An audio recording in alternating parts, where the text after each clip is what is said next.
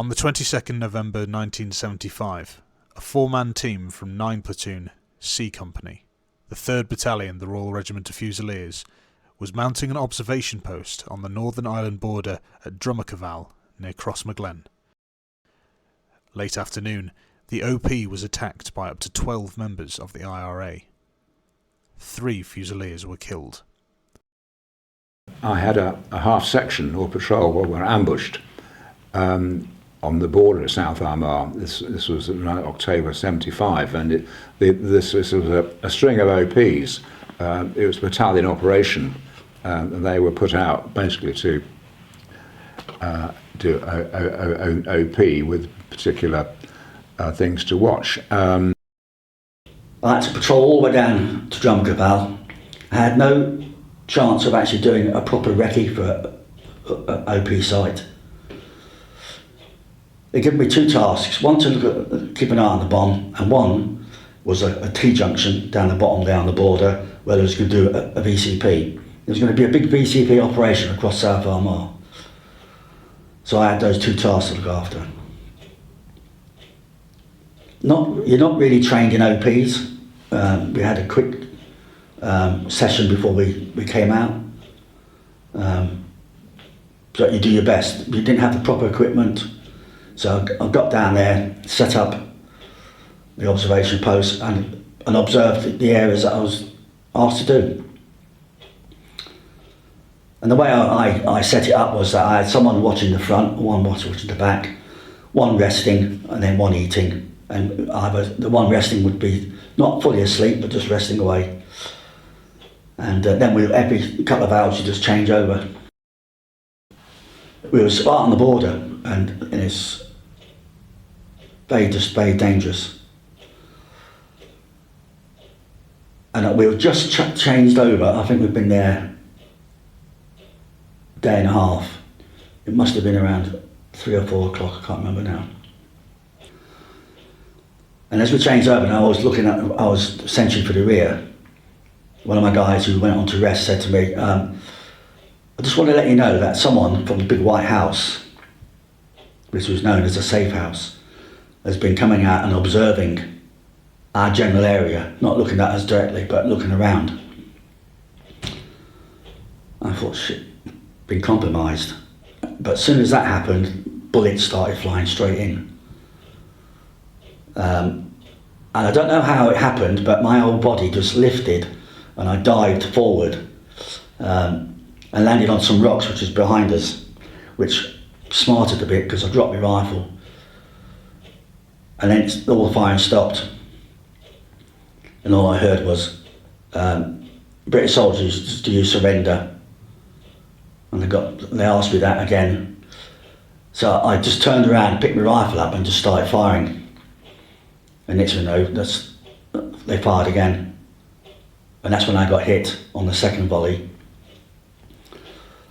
I realised I got hit because my arm just exploded in the face.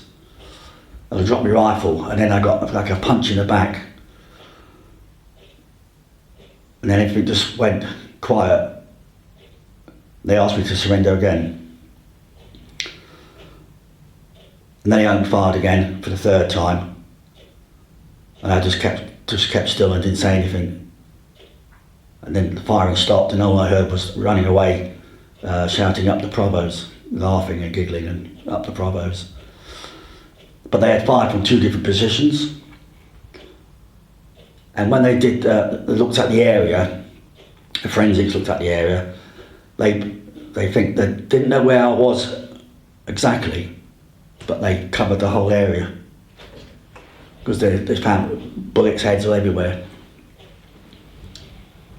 See, an incident like that, which should never ever have happened, and 3 men died, all 19. And they should be alive today if it hadn't been for that decision to send 4 men down. Ironically, we all got hit 3 times. It was just fortunate that I survived. I think 2 of them died instantly because one of the guys was still alive at the time because you could hear him moaning.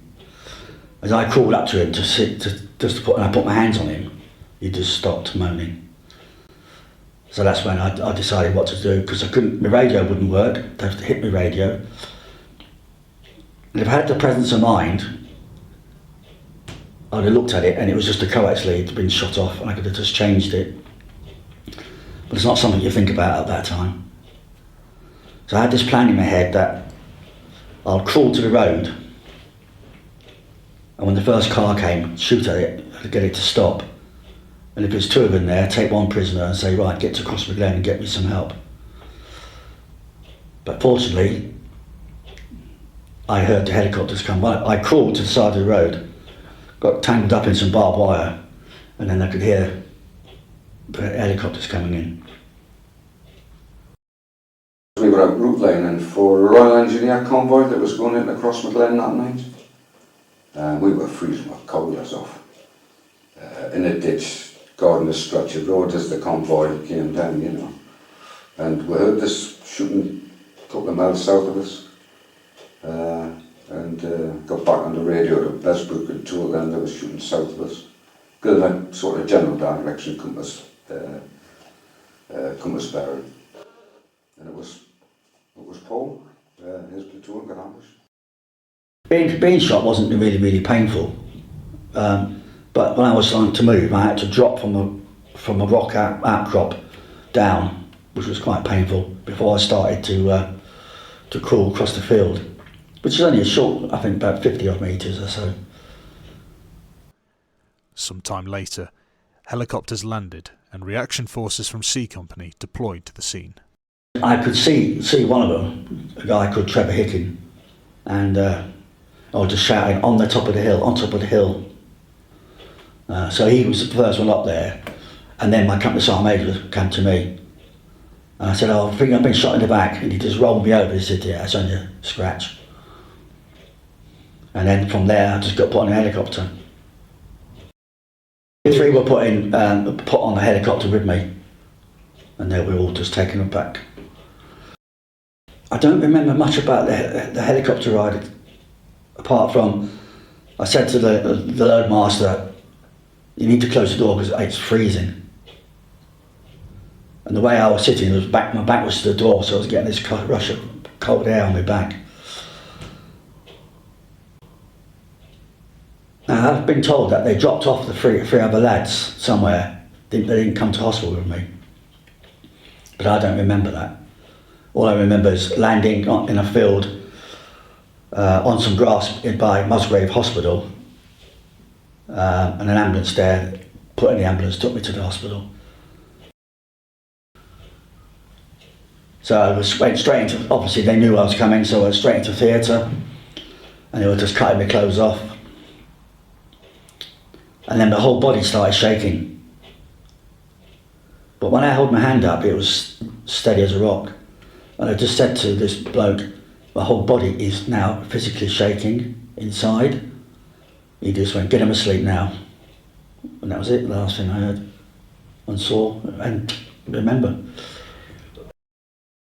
I'm not aware for a couple of days, because my mum said, oh, you talked to your sister and everything on the phone. So, well, I don't remember that. Don't remember any of that.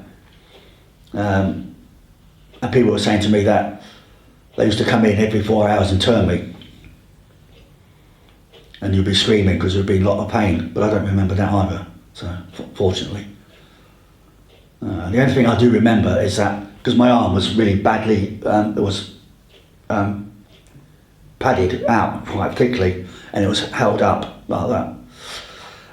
And my eye started oozing.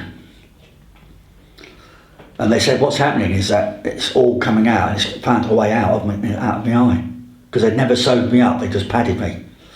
They had to take me down some days afterwards and suture me up, because I had drains and everything in me. And some days after, a branch of the RMP came down and asked me lots of questions, and that's when I really started thinking about the lads.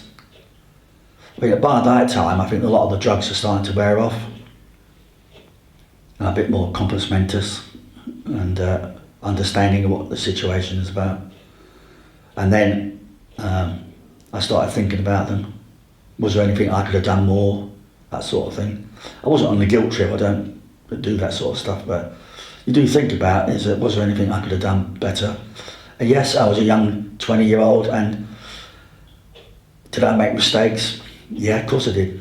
If I look back now, I clearly made mistakes, but the big mistake was sending us down there.